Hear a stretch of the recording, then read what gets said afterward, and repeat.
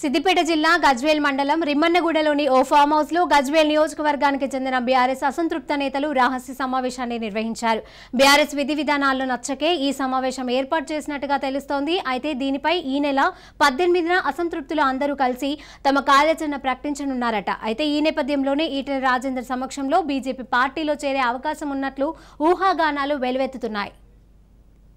గజ్వేల్ నియోజకవర్గంలో సీనియర్ నాయకులందరూ కూడా ఒకే వేదికపై వచ్చి రేపు భవిష్యత్ కార్యాచరణ గురించి 18వ తారీఖు ఆదివారం రోజు బుధవారం రోజు ఇక్కడ ఇదే గార్డెన్లో గజ్వేల్ నుంచి మొత్తం అన్ని మండలాల నుంచి కొందరు ముఖ్యమైన వ్యక్తులతో మీటింగ్ పెట్టి రేపు భవిష్యత్ కార్యాచరణ ప్రకటిస్తారు. ఈ ప్రభుత్వంలో ఈ బంగారు తెలంగాణ అనే ముఖ్యమంత్రి అంటుంది కాబట్టి నేనేమంటున్నా అంటే నష్టపోయినాం.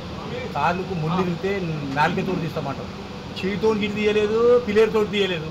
ఇది 9 ఏళ్ళు ఓపిక బట్టి నేను ఆస్తి నష్టం అయిపోయిన రోడ్ల బిల్డింగులు పోయినాయి, అన్ని పోయినాయి. ఇంతవరకు హరీష్ రావు గారు 3 సంవత్సరాల నుంచి తిరిగిపించుకుంటున్నారు.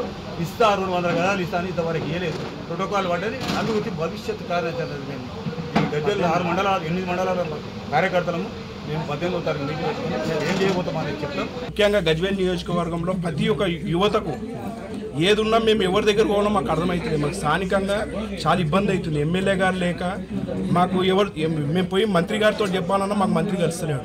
ఇవాళ మాకు చాలా ఇబ్బంది అవుతుంది. నియోజకవర్గంలో ఏ ప్రాబ్లం అయినా ఇలా ఇంతమంది ముఖ్య నాయకులు వచ్చి